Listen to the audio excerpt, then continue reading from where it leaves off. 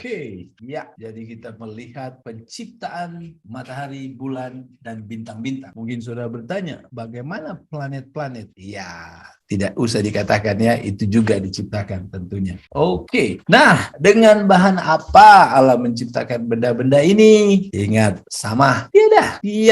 Dia tidak memerlukan materials, benda-benda, barang-barang lain. Dia menciptakan dari tiada menjadi ada. Segala sesuatu ada padanya. Allah Maha Kuasa. Nah, benda-benda ini Allah letakkan, Allah taruh di mana? Ya, Allah letakkan di cakrawala, Allah letakkan di langit, ya. Wah, ini dia. Tadi kita bertanya, berapa besar langit, berapa besar cakrawala itu, berapa luas cakrawala itu? Itu bisa dijawab kalau kita melihat tentang benda-benda di langit yang Allah ciptakan, ya. Saudara, sampai sekarang para pakar tak mampu mengukur luas daripada cakrawala ini, tak mampu. Saudara tahu kalau saudara menghidupkan torchlight, ya, atau laser pointer, ya, cahaya itu ketika kita tekan, dia langsung pergi.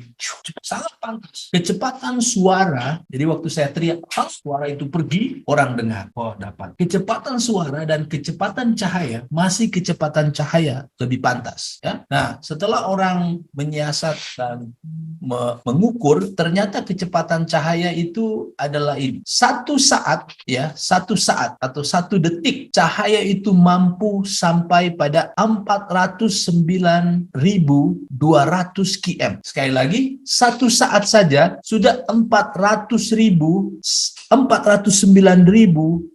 km. Boleh bayangkan itu?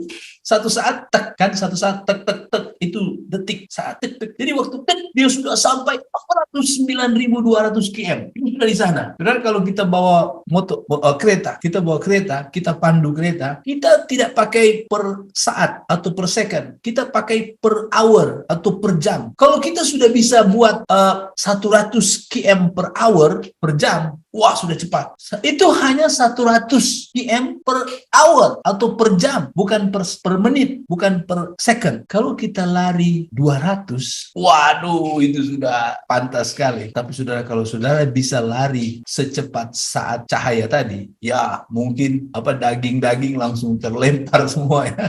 Terlalu kuat. Nah, mari kita perhatikan tentang cahaya ini, ya.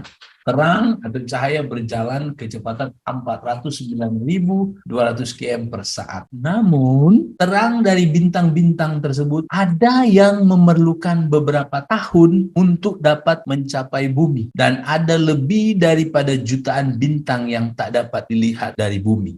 Wah, saudara, kalau saudara lihat ini gambar ini, jadi saya kasih contoh saja, ya. Misalnya saudara, dari bintang yang ini, cahaya dia sampai ke bumi, mungkin ini katakanlah 2 tahun cahaya, 2 tahun. Saudara tahu kalau 2 tahun itu berapa lama? Berapa detik itu?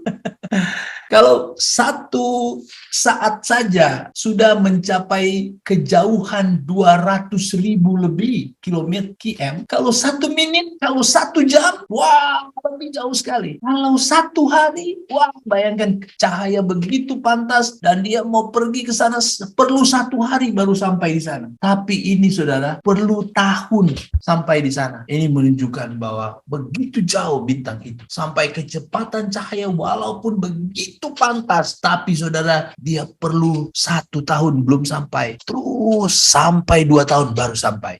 Jadi saudara, kalau kita hanya mau buat perjalanan dengan bawa kecepatan suara, memang ada kapal terbang yang supersonik bisa pakai dengan kecepatan suara. Tapi itu pun kalau 2 tahun kecepatan cahaya, lalu saudara hanya pakai pesawat yang kecepatan supersonik, saudara bawa baby sampai di bumi, baby itu sudah datuk. Karena begitu lama kali, bertahun-tahun baru sampai. Kecuali saudara bisa menciptakan pesawat yang berkecepatan cahaya, dia bisa sampai 2 tahun. Ya, itu menunjukkan bahwa langit atau cakrawala begitu luas. Nah, saudara tahu, mungkin saya gambarkan saja, ya. Ini penuh dengan bintang-bintang sebenarnya. Bintang-bintang begitu banyak. Saya dulu pernah bingung, ya, ketika saya baca di Alkitab bahwa Allah berkata keturunan Abraham banyak seperti bintang-bintang, sama seperti pasir di laut.